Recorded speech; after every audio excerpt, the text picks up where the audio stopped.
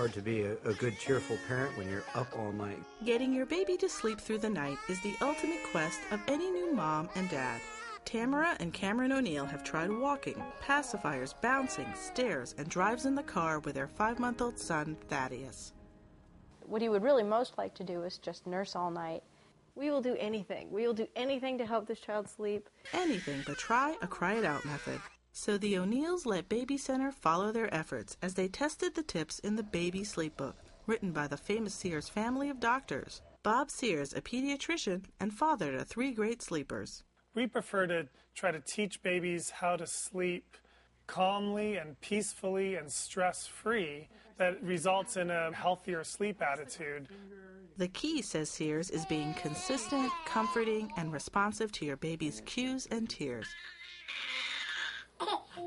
45% of Baby Center moms say the Sears method helped their babies get the most sleep. Thaddeus only falls asleep nursing or in close physical contact with a parent. And even though he co-sleeps in the family bed, he only naps in 10-minute blocks and never sleeps more than 2 hours overnight. What this family needed to do was teach baby Thaddeus that it's okay to sleep alone sometimes without being in mom's arms. After talking over their sleep problem with Sears, the O'Neills had a 3-part sleep plan for their co-sleeping family. First, rule out medical issues affecting your child's sleep. Second, teach Thaddeus to sleep in the crib on his own. Third, increase Dad's involvement overnight. Sears says you should seek help from a doctor if you notice the following signs. If the baby seems to be in pain, seems really uncomfortable, they're squirming a lot, they're crying out suddenly. Cleared medically, they begin by placing Thaddeus in his crib wide awake. One parent stays by his side, laying a hand on his chest until he falls into a deep sleep. Only then do they slowly break physical contact. And when this backfires, they start all over again. I think it's useful to set up consistent bedtime rituals.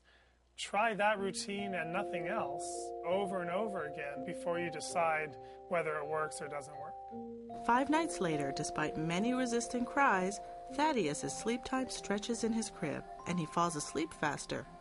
Dad is having success too. Dad is carefully laying the baby down feet first into the crib, but it looks like the baby's really learned a different way to fall asleep, and that's with Dad and without nursing.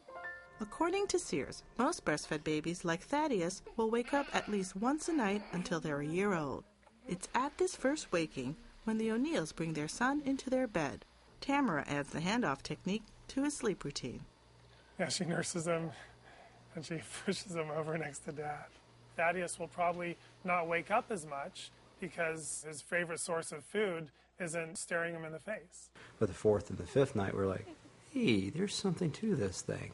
He's not nursing while he's sleeping anymore. By the 2nd week, the family's consistency pays off. Suddenly, Thaddeus is taking 2-hour naps and overnight has a huge breakthrough. 8 and 9 hours of sleep.